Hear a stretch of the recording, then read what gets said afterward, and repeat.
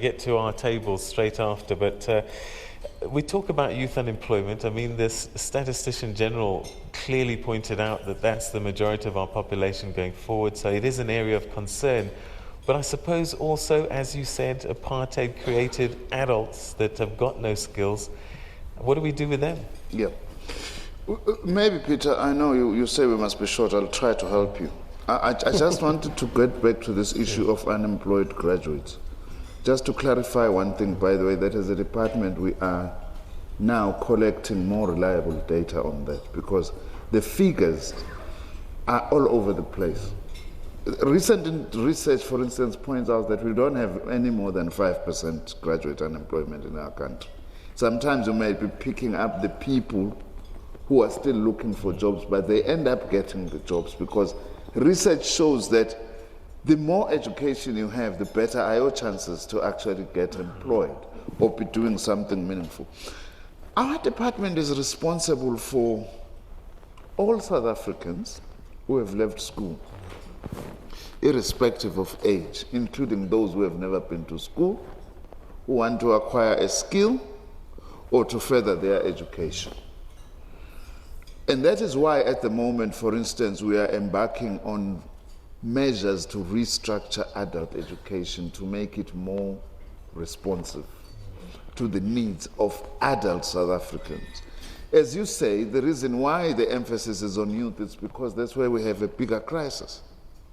Just in terms of numbers, we are a young nation in terms of our own statistics. But we are focusing on men. For example, we are going to be, we've just published actually, DG, if I'm not mistaken, a report of a task team that I had appointed to look at how we can restructure, strengthen your what are called adult basic education and training centers, or public learning centers as they are called sometimes, so that they don't only focus on assisting people who want to repeat matric, for example, or who want to improve their level of formal education, but also they can become some kind of community colleges where you can acquire a short skill, fencing, baking, cooking, and all those things, because those are the needs that are actually needed by our communities there, so that you combine these things, because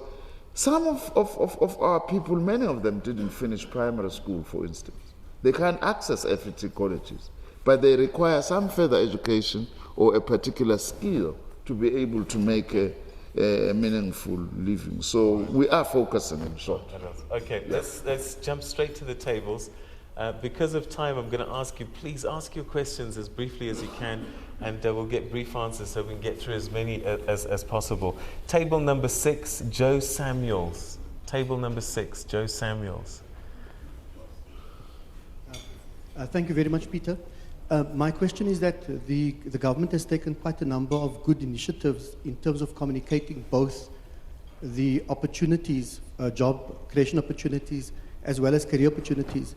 And perhaps if the minister can just say what some of those initiatives are, so that the general public have a good sense of what it has been done there. Thank you. What is that? I didn't hear. He wants to know what are the key mechanisms for letting the public know what job initiatives, jobs and learnerships that are available. This is what you'd put on your question here, because I think that's quite important. Naledi is sitting in bed right now. How can she find out about a learnership? Maybe that's a question for the SETA. How does one find out about these learnerships and these opportunities? Yeah, one, we do have Department of Labor centers throughout the country. So young people and those who want to access learnerships should go to the Department of Labor centers. They will complete some forms, and depending on the type of program that they want to do, then SETAs, frequent those centers to, to collect those forms and get to see, which learners could be provided to learners, other than going to SETA offices themselves, of course. All right. Okay. Table number 38. Is this Conti Magdalene Matlakala?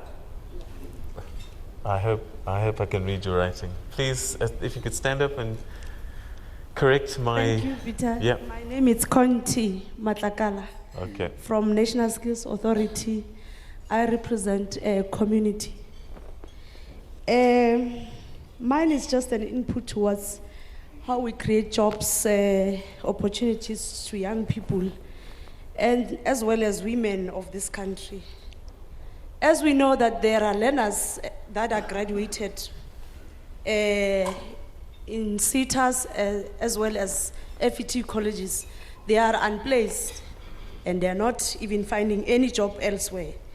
We advise them to come to the cooperative movement, form those cooperatives that could help them create jobs for themselves. Thank you very much. Thank you very much. So that's a comment rather than a question. So we'll move straight to table number 23, Tsepo Mabuza. Table number 23, Tsepo Mabuza. Thank you. Thank you very much, Mr. The Minister. I've got just a comment and as well as a question, but I'm just going to be very quick to it. First of all, I just want to thank the MICT.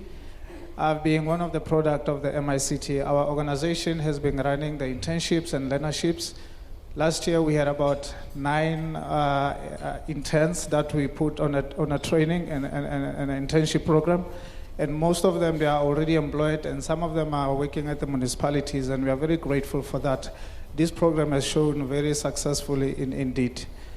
One thing I also want to mention is that last year we used this platform and we talked about the exhibition that we wanted to do. I must say successfully we managed to launch the exhibition of government. There were over 28 government departments that came, and we want to thank all the departments that came. All right, you've used up all your time now. So, your question, quickly. The challenge we had, though, is that we wanted all the sitters to come. Unfortunately, only 4 sitters, they managed to come. So we want to take this program further. So we want to encourage more sitters to come on board as we take this initiative to all the rural developments and other provinces. All right, Thank Tsepo, your commercial has gone out. Well done. Table number 37, Irvin Makuyanda. Irvin Makuyanda, table 37. I'm Irvin Makuyanda, journalist with the New Age. Peter, I was hoping you'd also expose Deputy Minister Manana so we can fire our ruthless questions at him. But all the same, there was an issue on racism at the University of Cape Town. A poll written by one Cameron Tabo. Yes, Minister, I was just hoping you could tell us more. Should we have a racism 101 at our tertiary institutions? Want me to answer? Yeah, let's answer that. We are concerned, of course, about these incidents. By the way, including the student who drowned, in inverted commas, at Northwest University. We're getting new information that, in fact, he might not have just drowned on his own, that he was possibly drowned by others as part of initiation. We're handing that issue over to the Hawks now to actually investigate. That's the work that we've asked the Transformation Oversight Committee on Universities, which I announced some time back, to look into. Its specific task is to look into racism, discrimination based on gender, and other forms of discrimination in the higher education setup. Of course, this is a microcosm of broader society, but we can use focus in our institutions to deal with this problem, and also as an example of how we actually need to deal with this particular problem. I'm also concerned about the reports from Wits University, for instance, around rape and marks for sex, something like that, you know? That these are the things that we have to actually go into. I do agree, actually, that that is why we must learn about these things in our institutions, including studying our past, not because we are trying to make some people feel guilty. What we do not like, I'm not in Parliament, I must be cautious, is some of the opposition parties to say that We mustn't talk about these things because we are using them as an excuse. To talk about these things is not using them as an excuse. We must talk about them, expose them, name and shame as part of the process of dealing with this challenge and the problem of racism in our society. All right, so I hope that answers your question. Sipokazi is on table number 3, I think. Sipokazi, with the Moonlight Foundation for Autism. Please raise your hand. There we go. Table number 3 here at the front. My concern is Oh, your microphone's there. There we go. how do you Please stand. how do you accommodate children with disabilities and the youth with disabilities in all the programs that you've mentioned, like internships, learnerships, and placing them eventually with the workplace? Because I haven't heard anything. I'm concerned. Okay, perhaps that's a question CETUS and maybe EOH can answer. Yeah, thanks, Peter. Of course, it's still a challenge dealing with the placement of people with disabilities in workplaces. And we can only hope that at some point, the question of strengthening the implementation of employment equity in the workplace will come to bear, so that Employment Equity Act works in tandem with Skills Development Act, because I think that will be able to pull, employers and all of us towards placing people with disabilities in the workplace as a way of addressing employment equity in the workplace. Because skills development on its own, in terms of training, yes, there's quite a number of people with disabilities who have been trained, successfully trained, have qualifications, but of course, when it comes to placement in workplaces, employers are still holding back. And we hope that we'll take advantage of this Employment Equity Act to make sure that that happens. Can I just Yeah. make a quick addition? That's a very important issue. On our side as the department, we have set aside bursaries for students with disabilities. The uptake, though, is not as good as we had thought it would be, but we are engaging with organizations that represent different categories of our people who have got disabilities on how we can be able to respond better. The challenge seems to be that the blockages are lower down in the schooling system, that our schooling system is not broad enough in terms of allowing kids with disabilities to go through. But we are working at that thing very hard with Minister Motshekga to make sure that we're providing this as well. Some SETAs, I must say, are doing very well on this front. I once attended a graduation ceremony of the wholesale and retail SETA, which was specifically focusing on training people with disabilities in that sector. I'm sure other SETAs as well are doing that, and I think that I would encourage you to go and engage. Do not only engage us, engage the SETAs as well on what they are doing. Lastly, with this infrastructure investment for CIP 14, for higher education and training, we are insisting as one of the things that must happen is that we are not going to allow any building, any structure that is not accessible to people with disabilities to get off the ground. That is a requirement that we have put as part of our commitment to ensure that we include people with disability in our society. All right. Sinead, do you think that the private sector is taking the issue of people with disabilities seriously? Yeah, so what we've done as part of our program is, firstly, we've set aside a quota to cater and accommodate people with disabilities and unemployed youth with disabilities. The second is we've obviously had to ready our environment to be able to accommodate and create an environment that is inclusive. The third thing we've done is we've identified specific roles that can be fulfilled, because obviously there are certain roles that are very physical, that require people to be mobile. Those roles are obviously not suited. So we've tried to identify suitable roles for people with disabilities. And the second is we've got a specialist recruitment arm that focuses on ensuring people with disabilities are accommodated, are are found, are accommodated, and are readied for our environment. All right, so it's one company doing it, and I just wonder if it's something that all businesses are taking seriously. Perhaps that's a question I'll just put out there. George Mashinini, table number 3. Oh, there we go.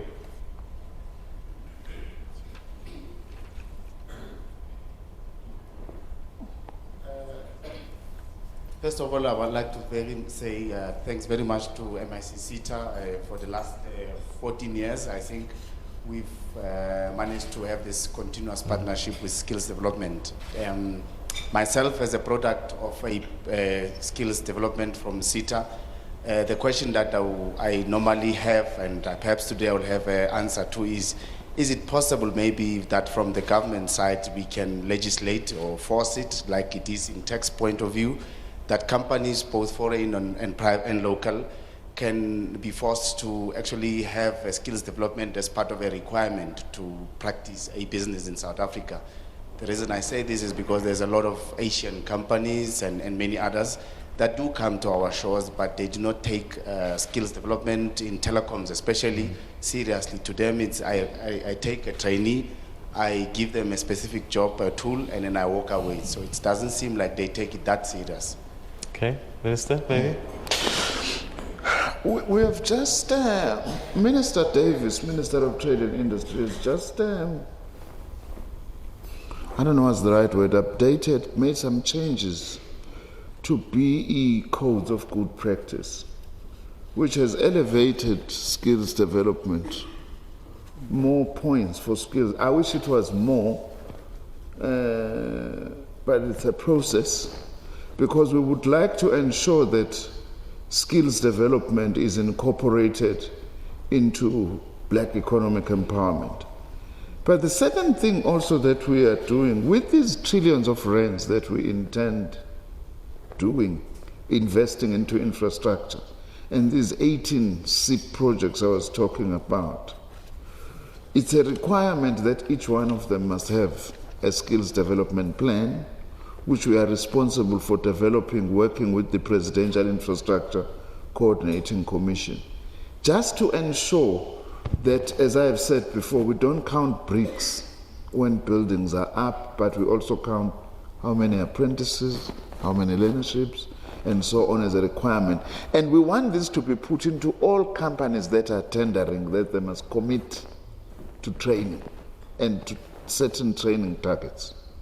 Ideally, of course, well, it would also apply to companies from overseas. Ideally, of course, it's a good idea that we could consider legislation along those lines, although you're likely to get a reply to say we are discouraging foreign investment by putting too onerous requirements. But it's something that we definitely have to look into, Peter. Gentlemen, you know, I think one of the things that frustrates me a lot is that we come up with fantastic plans.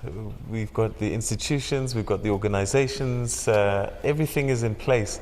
But, you know, there's a guy out there now, Jabu in Westbury, wherever, and he's saying, look, this is not working. So I don't know, what can we do to speed up this process?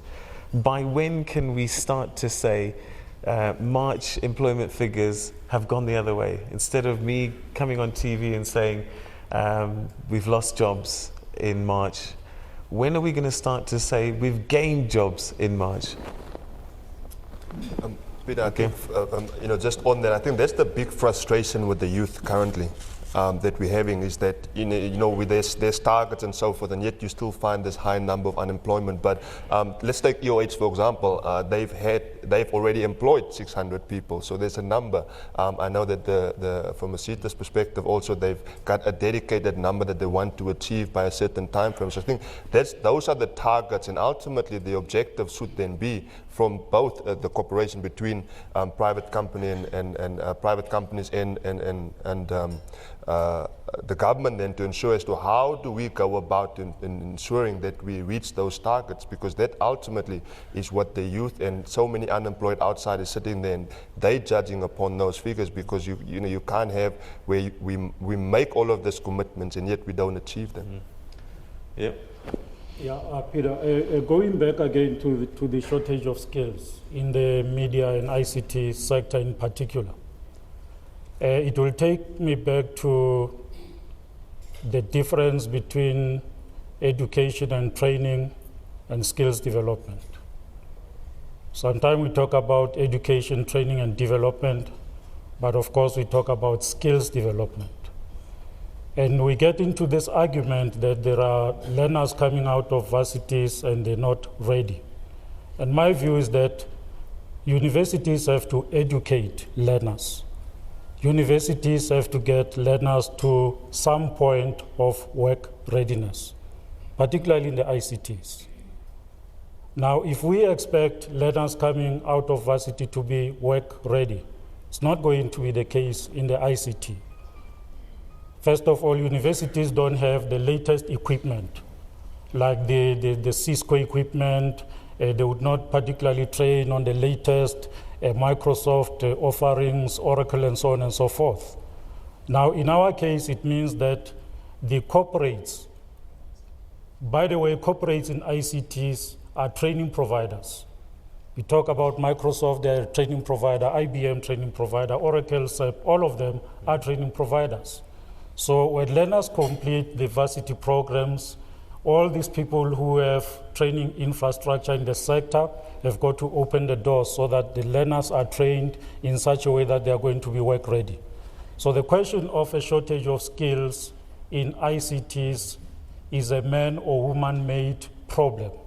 But I believe that as men and women in this room, we could be and we will be able to solve that problem. It is somewhat artificial. We've got a whole lot of learners who are ready. All what they need is to get into these private institutions, to be trained, to be ready, so that beyond this point, we're not talking about a skills shortage. And I think it is for this reason that we believe that in the next 3 years, we'll be able to create 28,000 jobs. And it is not only going to be in the ICT or media and ICT sector only, but it cuts across. That's why we've got our colleagues from other sectors, and that's why we've got so many companies in this room beyond ICTs. And we want to work in collaboration really to achieve that objective. Again, it's all in the future, and we're running out of time. And Minister, you have an election that's coming up very shortly, and a lot of these guys are going to be voting for the first time. Yes. And I just wonder if some of these employers are thinking, do you know, all that's waiting for me is industrial unrest and visits to the CCMA. This is why I'm not going to employ. Well, it's unfortunate Minister Patel is not here, because I'm sure he would be able to tell us some good news on the scope, because on the infrastructure programs, we are really beginning to put spade on the ground at a number of levels. You know, I mean, on our side, for instance, we are definitely turning the sword in September for the 2 new universities, and we're going to start building. We also this year going to start building these 12 campuses, something that will begin to create jobs. That's why I'm saying I wish Minister Patel was here, because he has got a helicopter view of the entire infrastructure projects, who could actually be able to tell you exactly that in June, in July, you know, and so on, how many projects are getting off the ground and how many people are likely to be employed. I think this infrastructure program, at least, will begin to do something. Of course, that's not the totality. We do need more jobs from the rest of the private sector. Okay, all right, let's go back to the table. Table number 1, Jay Ramikisson. Table number 1. Good morning.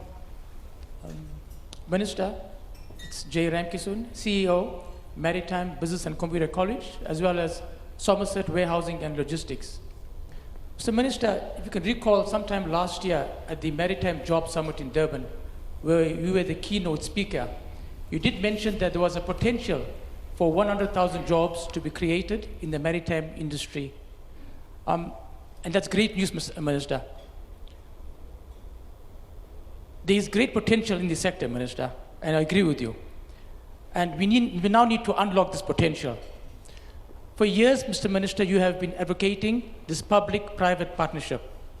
My question is, how do you envisage this public-private partnership to work? Or is there some kind of ideal model that you are looking at where we can move forward with this public-private partnership in our move towards creating jobs? Or is there any kind of avenue in government structures that can advise us on how this kind of partnership will work? Thank you. Yes. Yeah. Oh, okay. Sorry. Thank you. Sometimes I forget that I'm the minister.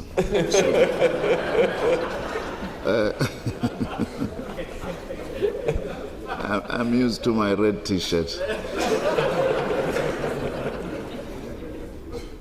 Specifically on training,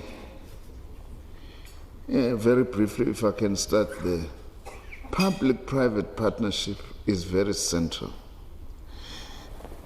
That's one of the things, for instance, we expect, well, largely that's what we expect the SETAs to do, to be the facilitators of forging a partnership concretely between our colleges, our universities, and industry, insofar as training is concerned, because that will unlock a lot of opportunities for work-integrated learning that also improves employability, the issue that I had actually spoken about in the beginning. We are looking very closely at the maritime sector because of its potential for job creation. One of the debates we are having at the moment, which we have to resolve soon, is that on the training side, do we not need a dedicated SETA rather than maritime being part of the transport SETA, but have a dedicated SETA that is going to look into the maritime industry and its potential. Maritime industry is one of the areas that we have elevated to look into opportunities for training, for job creation, and training is very central in unlocking those job opportunities. But maybe I do have my colleagues here. I do have the DG and some of the officials. I must be careful, not my colleagues. Who may want to add on this particular point specifically. All right. Can we get a microphone then? Is this table number 4? Just to get a quick comment. From, yeah. Table number Between 4. the DG and George. Okay. Yeah, no, thank you very much, Minister Peter. Did you, if you could just introduce yourself to the... I'm Gwebs Konde. Yeah. No, in actual fact, there are a lot of engagements that we are involved in with the private sector, individually as well as collectively, and through various associations, to try to escalate this question of partnership insofar as training is concerned and other programs. Now, in the maritime, we're having a specific program with SAMSA as well as industries that are in the sector in trying to escalate and identify opportunities for training. And also, our institutions are actually looking at specializing in maritime training and development. There are discussions that we're having to try to expand, especially with the coastal universities as well as universities of technology in this specific area, and some SETAs who are having a keen interest, and also partnering at the same time for the purposes of articulation along training on maritime studies, FET colleges as well as universities. So there's a lot of work programmatically which is happening in the area. Thank you very much.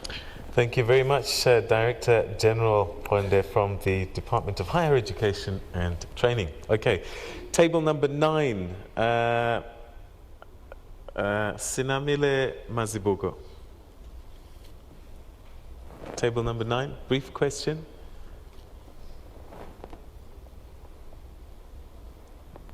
Good morning. My question is a very short one. The declaration for the 2013 being the year of the artisan, when do we start?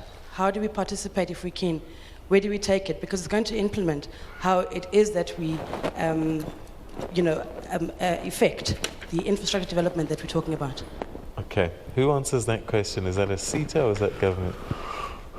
If you allow me to ask, you see, the advantage of being minister is that when you get a difficult question, you ask the officials, DG, with your permission, maybe I see the Clive, the DDG for skills, to actually answer this question. All right. So if you could just introduce yourself. My name is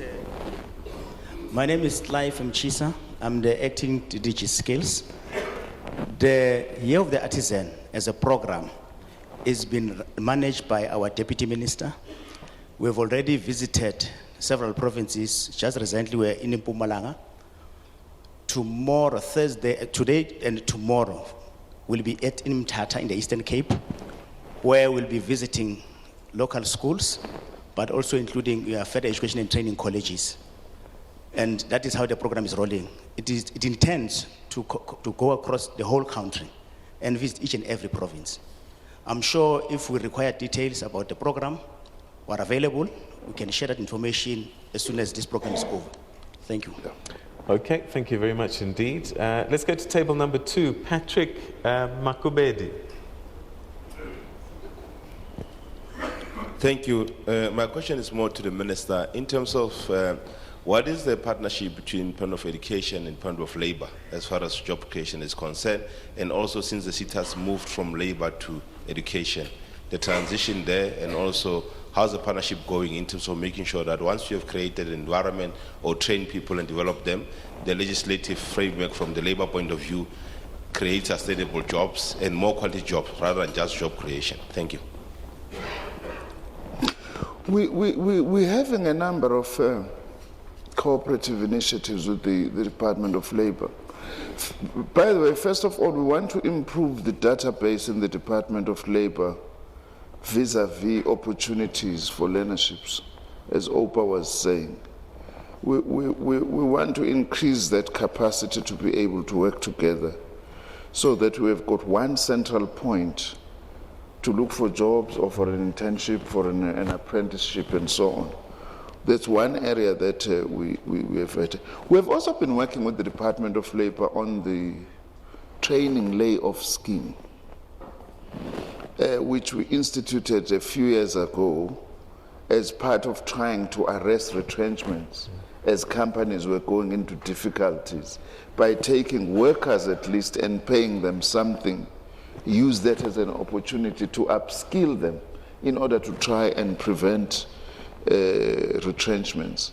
Of course, the other issue that is important that has also been raised here is better and improved alignment between skills development and employment equity, because the two things are quite close together. If there's anything I've left, I'm sure that the DG or the other officials may want to add in terms of work with the Department of Labor. Well, we're running out of time, so I'm going to excuse you answering that or adding to that. Table number 4, Harry Geldenhuys, I think. I hope I said that right. Table number 40. Table number 40, Harry Geldenhuys. There we go.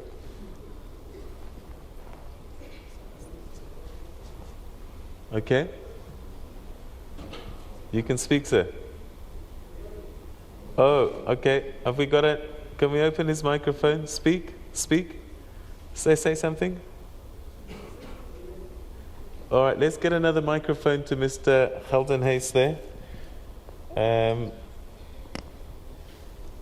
And whilst the microphone is getting there, Minister, we like specifics, so timelines. When do you think will we say, this month we created jobs? What month do you think?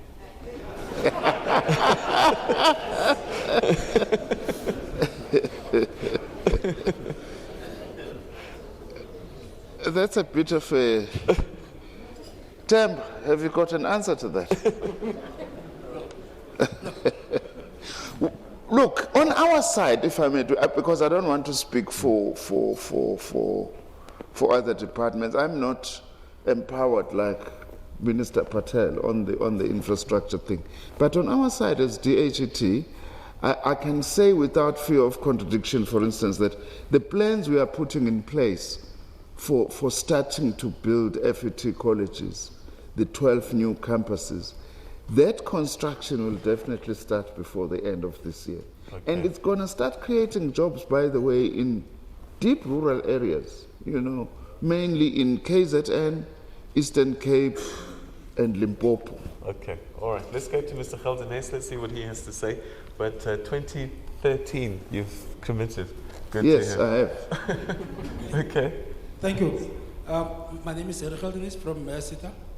And my question largely is around harnessing partnerships and harnessing partnerships between tertiary education institutions, industry, and SETAs, and largely on the issue of initiatives that should be looked at in aligning curriculum and the labor market needs in an attempt to address the bemoaned skill shortage.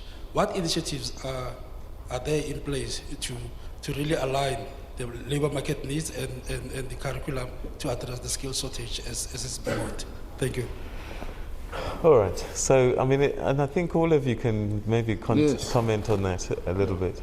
How do we, I don't know, does there need to be a skills audit? What needs to happen to align this?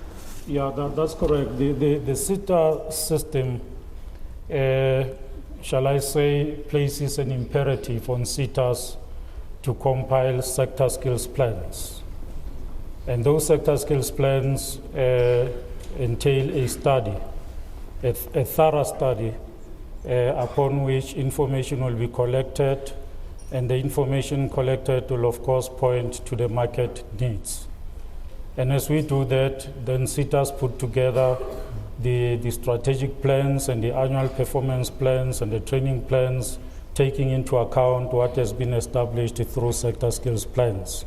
In that way, we believe that the training supported by SETAs will be responding to the market needs. So that's how we get, to align the training supported by SETAs and the market needs, more so with regard to the skills needs of employers. All right, we're running out of time, but very briefly, Zunaid, are you having a conversation with the tertiary institutions, giving them input on what you need as an employer? Yeah, so what we've done is, as part of the program, I think very important is the conversation we were having and looking to have with, firstly, the ministry, and then and through the ministry and the SETAs with the tertiary institutions, is about how we incorporate and make internships an integral part of the education curriculum. Because I think that speaks to, again, our mantra of skills equals formal education, formal academic training, coupled with on-the-job experience. And internships is the vehicle for us to do that. All right, we're running out of time, so what I'm going to ask is, very briefly, Minister, if you could perhaps just share your final thoughts with us as we look at this burning issue of job creation. Yes, it's appropriate to link it to this very same issue of the relationship, the partnership between our public education institutions and industry.